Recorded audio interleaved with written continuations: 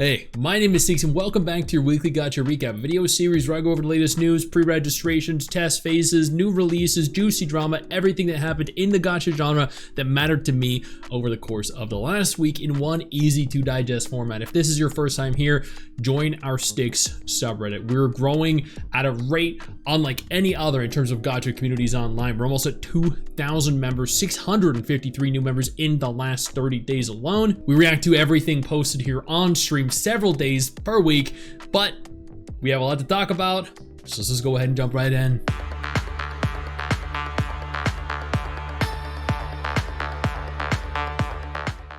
Black Beacon version 1.2 new extra story Eon's Reverberations was just revealed. A new story will be unlocked in version 1.2. Yeah, Black Beacon is still alive, still kicking. I haven't seen a trailer for this. I haven't even seen any announcements or advertising anywhere online outside of this single Twitter post. So, I mean, clearly it's still alive, but at the same time, evidently they don't really care about Global. That's probably because Global's long since forgotten about it, even though it is a really good game. Schoolgirl Strikers 2 has announced their end of service set for September 29th, 2025. Yes, another one bites the dust. And this looks to be a Japanese gacha game. So, in a shocking turn of events, a Japanese gacha game announced that they were shutting down again. Dragon Raja ReRise revealed. There is going to be a Southeast Asian closed beta test on July 14th. Admittedly, looking at some of the images, this is kind of cool. You know what? I will go over this on stream when I stream next. I've played a lot of Dragon Raja games, so I feel like I'm a bit of an expert with regards to this. But if you want to, you can go ahead and apply for the closed beta test. The most recent Duet Night Abyss closed beta test has officially concluded.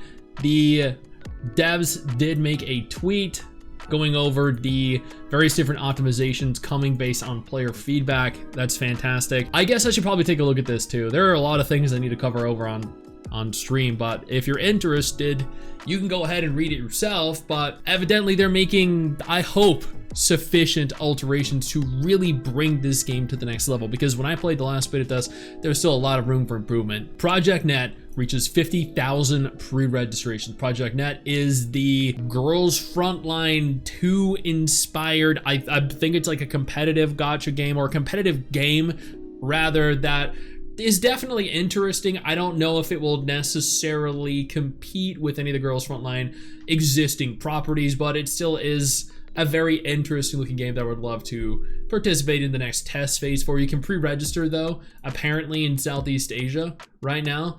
I see a comment over there saying that we will hopefully be getting a PC beta test soon, which means the last beta test was not PC. Wuthering Waves officially launches onto the Apple Vision Pro, yet another platform for them to dominate. Additionally, the second half of 2.4 released, introducing Lupa as a now fully playable character. I haven't played this yet. I'll probably be streaming it in the next couple days. There's a big storm coming Sunday. That's tomorrow as of recording this, but today as of posting this. So I'm probably gonna have to delay that a day or so. Lupa, nonetheless, managed to bring Wuthering Waves to the top of the Steam global top sellers, number 6 in specific, which goes to show yet again that PC players sure do spend a lot of money on these characters. So do mobile players, but man, you might not trust the monthly gacha revenue, but this right here is a trackable metric and an indicator as to how much truly this game sells and makes. Victory Bell's Shipgirls is going to be shuts down in 3 months from now. Admittedly, yes, this is yet another gacha game. This is a couple years old only. I think like 2 years old, 3 years old. It released back in 2022 or 2023. This was a competitor to Azure Lane and ultimately just wasn't sexy enough and completely flopped comparatively to Azure Lane, which makes sense because Azure Lane is literally like the very best the gacha genre has to offer, that specific like style that it presents players. Blue Archive has officially released onto Steam as of July 4th after numerous setbacks, and I think the concurrency numbers for Blue Archive on PC, on Steam specifically, like 40,000 or something, which was crazy. Aura Kingdom Impact has officially launched, and yeah, that's all I have to say really about that. Concord Ode Snowbreak Containment Zone. I know you're looking at this and you're like, dude, Stix, wow, what the, yeah. I should probably look at this on stream as well. I chose not to because I wasn't sure if I was going to be sponsored for this specific update. I've been sponsored for the last 4 updates for Snowbreak, but not this one specifically. But there's a lot evidently to go over in it, and I look forward to taking a look at that. I know there's a free unit that's being given out and lots going on. Before we go any further, I do want to take a moment here to thank all of my incredible patrons over on Patreon and my YouTube channel members who allow for me to continue to do dedicated videos like this every single day. You guys are absolutely phenomenal, and I genuinely cannot thank you all enough for the support. Infinity Nikki, the girl caught in specific, had a drastic effect on the game. While this is not official revenue, as always, I would like to stress that this is still an indicator as to the trends of the game going up and down. Infinity Nikki looks to have lost half its revenue for the last month, which is crazy. Endfield still haven't said anything. They really don't care, but hopefully it continues to decline and show them that players are just not happy with the state of the game and that they need to improve to change it. Hackers are ruining co-op in Genshin. I looked at this on stream. This is actually crazy. There were so many hackers running rampant in co-op, glitching players so they were stuck falling, placing objects over NPCs so they couldn't interact with them, that were hitting tens of millions of damage, that were screwing over individual player accounts, getting actual players banned. It blew my freaking mind, man. Blue Protocol Star Resonance released their official global trailer, or rather like it was kind of an anime opening for the game, and it was freaking good. Like genuinely, as I posted here, that was awesome. I have a video on this over on my MMO Byte channel. I'm going to be covering a lot of Blue Protocol Star Resonance over the course of the next few weeks. A major update was revealed for Ananta that didn't necessarily put things into perspective, but it definitely elaborated a little bit and showed that they're still hard at work and that things might be coming closer, a little closer at the very least, to completion than we thought. Neverness to Everness held their most recent beta test, the second beta. This was completely global. There was an English dub, English localization, more of the world to explore.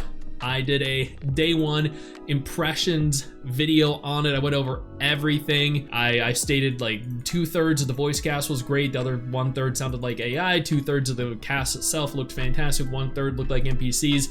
I know it's several different things that I thought needed improved, and several different things that I thought were actually really good. I upset their community. I upset Tower of Fantasy players because you know what? For some reason, they would rather you glaze the game unconditionally and have the game released in a format that a lot of people ultimately don't like, rather than saying this needs improved so the devs can actually improve on it. I'd rather say, no, we should improve on this so players, the overall community of gacha gamers, are happier with the state of the game and it appeals to a larger demographic of players. Either way, I have a video on that. I'm still going to be streaming the beta for probably like 2 or 3 more days over the next 2 weeks until the beta ends, so I can have a better, like, full grasp and understanding of the game. Additionally, Neverness has been accused multiple times of copying Wuthering Waves by Chinese players, by global players, and you know, they've definitely taken significant inspiration from certain games. I'll let you guys be the judge of whether you think that's plagiarism or direct copying. Dragon Blaze officially announced they are terminating their service as well. June 27th, end date August 25. Yep, another game. Just that's 3 in the last 7 days. That's crazy. Black Clover M, Rise of the Wizard King game announces end of service, will shut down on August 21st. Oh, you know what? Never mind. It wasn't 3. It was 4 gacha games that announced their end of service. This one is this one's a little bit bigger because this was actually quite a decent game when it released. I remember having some fun in it, but I don't know why it failed. Maybe this article here will elaborate on that for me, and I'll read it, I guess, over on stream as well. A new ARPG gacha game, Shining Embers, was revealed. I did a dedicated video on this. Honestly, it's a top-down isometric perspective action gacha game that has functional multiplayer, and it looked kind of good, like fairly decent for the state of development the game is in. I'm excited to learn more. I'm excited to see it slowly evolve, and I hope for the best.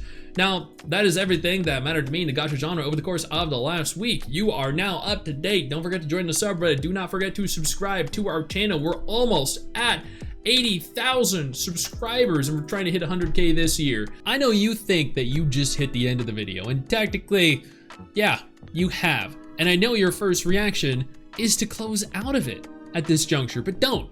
No, instead, I urge you to take a moment here and click one of the videos on screen that are coming up in just a moment, so you remain up to date with everything going on in the gacha genre. Trust me, you are not going to regret doing so. Stay flaccid.